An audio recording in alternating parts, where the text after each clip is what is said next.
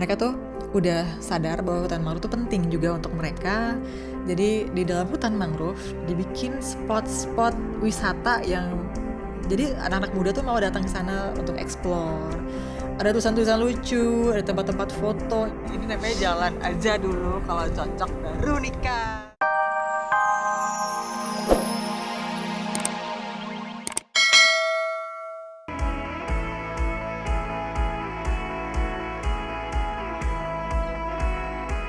Ini dia tuh masih alami banget. Tadi pagi tuh pas gue keluar tuh ngeliat rusa, ngeliat monyet. Hebat ya bangun pagi, aku masih tidur. Tadi pagi hujan dan lumayan sejuk ya sini. Sekarang kita lagi ngumpul nyawa nih untuk pergi ke Savana Sadengan.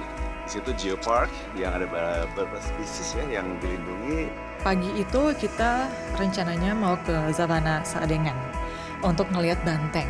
Dan kita bisa pakai mobil rangernya, mobil mereka yang udah dimodifikasi, jadi nggak ada kaca depannya, tapi ada seperti kisi-kisi besinya itu.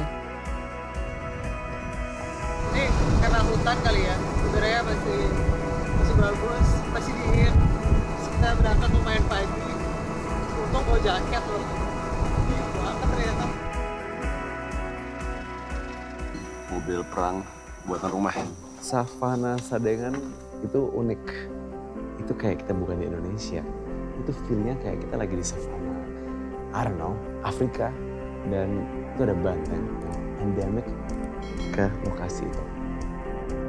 Kita sekarang mau ketemu sama satu park ranger / botanist / expert / pawang dan namanya Paroji. Katanya konon, Pak Roji itu bisa manggil banteng. Dia punya cara buat manggil banteng. Pohon apa? Rengas. Rengas. Ya. Nah, ini getahnya dulu diambil orang Amerika. Oke. Katanya buat obat kena racun. Obat tapi misalnya dipegang bahaya. Langsung kena getahnya langsung ngebuk. Kayak kena air panas. Ini namanya apa? Gebang. Gebang. Ya. Jadi ini kalau sakit perut Dimakan buburnya yang muda itu langsung. ada daun-daun Ya, yang masih muda di yang tengah-tengah, diambil, dikunyah, Iya, dikunyah dan ditelan. iya. Kita sekarang lagi menuju ke spot yang ada bantengnya. Jadi kita ikut aja.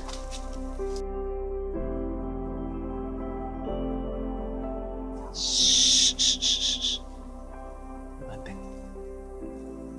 Saya nggak mau bilang banteng itu jinak, tapi mungkin ada sebagian yang sudah terbiasa dengan manusia, sudah bisa datang dekat-dekat pagar, sudah bisa interaksi sama orang. Bantengnya lagi liatin kita, lagi waspada. Cuma di tengah-tengah savana di belakang hutan itu banyak lagi ekor-ekor banteng yang nggak pengen dekat sama siapapun. Ini spesies banteng Jawa ini cuman ada di sini. Iya. Jadi, makanya dibikin UNESCO Heritage Site. Gara-gara bantengnya cuma ada di sini aja. Ada yang masih jaga. Ya kalau dulu cuman adanya di sini. Terus maaf sekarang terus ada di Sumber Gedang itu ada sekarang. Ya ada cuma tidak seberapa banyak gitu. Tetap yang banyak dan bisa dengan ini. Gitu. Jadi yang warna hitam itu banteng jantan, terus yang warna coklat yang kayak sapi itu banteng betinanya. Terus dari cerita sih mereka memang udah sempat terdesak daerah mereka, teritorinya, karena perkebunan warga. Jadi walaupun taman nasionalnya luas banget, 46.000 hektar, tapi mereka juga tidak terlalu luasa. Nah makanya dibangun sumber air, karena sumber air mereka di luar kawasan ini tuh sudah dialihfungsikan oleh warga. Makanya dibangun juga sumber air buatan buat para banteng itu. Sense of smell, sensori cium, sensori mata, banteng itu sangat kuat. Dan mereka tuh tahu kalau ada manusia lebih dekat dari 400 meter. Jadi nggak boleh sembarangan masuk ke dalam wilayah kawasan yang ada banteng yang benar-benar pas gini. Ini harus minta izin dulu sama park ranger. Jadi untuk semua orang yang pengen datang ke Taman Nasional ini, pengen mendalami hutan, pengen lebih tahu tentang alam, minta izin dulu sama park ranger, Minta didampingi juga. bisa minta dampingin dan kasih info yang benar. Saya senang bisa lihat secara langsung sama banteng ini. Dan ini unik, masih ada spesies yang endemik di Jawa Timur.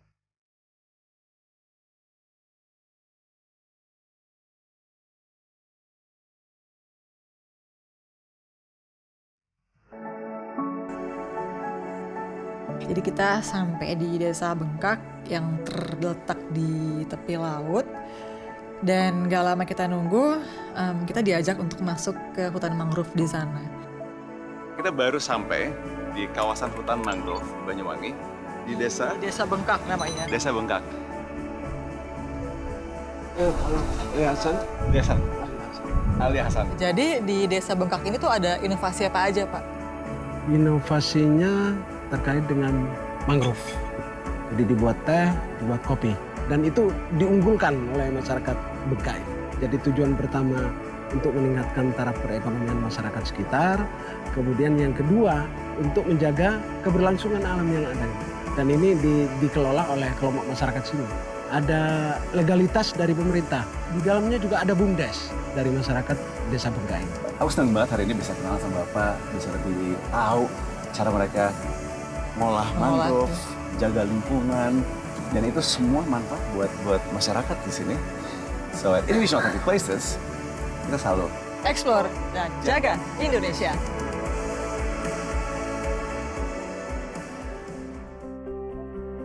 Mereka tuh udah sadar bahwa hutan mangrove itu penting juga untuk mereka.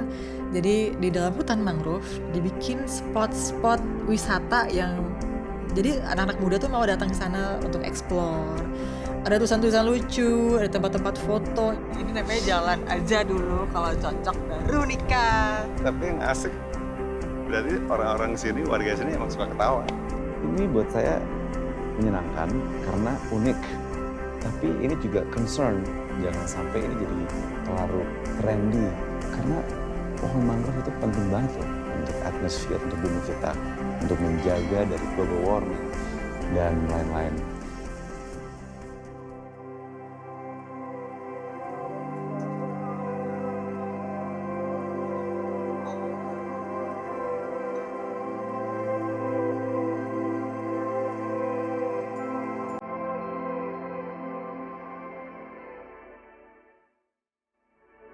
I love batik. Setiap daerah pasti ada motif sendiri yang cuman pas daerah itu.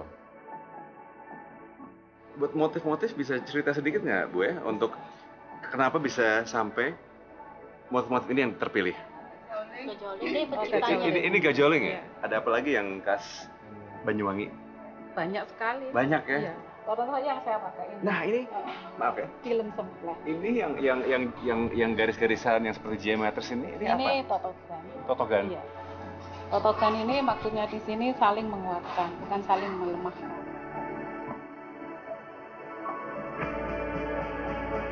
Nah kemarin tuh pas ke tempat pembuatan batik Gajah Oling, terus ngobrol-ngobrol, ternyata mereka tuh udah cantingnya udah bukan pakai dipanaskan dengan kompor, tapi udah pakai elektrik, udah lebih modern. Jadi panasnya udah lebih sama, stabil, lebih mudah digunakan. Kemudian mereka boleh berkreasi, membuat motif-motif baru. Karena hal itu juga memang dibutuhkan supaya para pembeli, para penikmat batik itu nggak bosan dengan motif yang itu aja.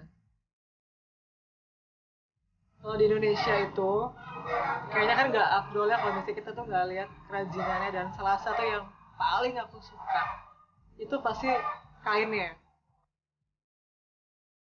Jadi aku tuh paling suka kalau udah ke tempat pembuatan batik itu nyobain ngebatik. Karena ternyata ngegambar pakai canting itu seru loh sebenarnya. Aku senang banget dapat kesempatan untuk mencoba bikin batik. Belajar untuk motif-motif tertentu. Karena itu semua ada artinya. Gimana, Neng? Gimana tadi nyantingnya? Aku lihat kamu dari jauh tadi nyantingnya. Konsentrasi berat aku tadi. Wow, itu detail banget ya. Nahan kain, nahan lilin panas itu semua. Jadi kayak aku kayak agak gemeteran gitu. tangannya mereka tuh stabil banget. Ya itu juga motivasi nggak tahu ya, dari sini semua. Iya, mereka pasti bikinnya pakai hati. Makanya jadinya tuh bagus banget, indah banget.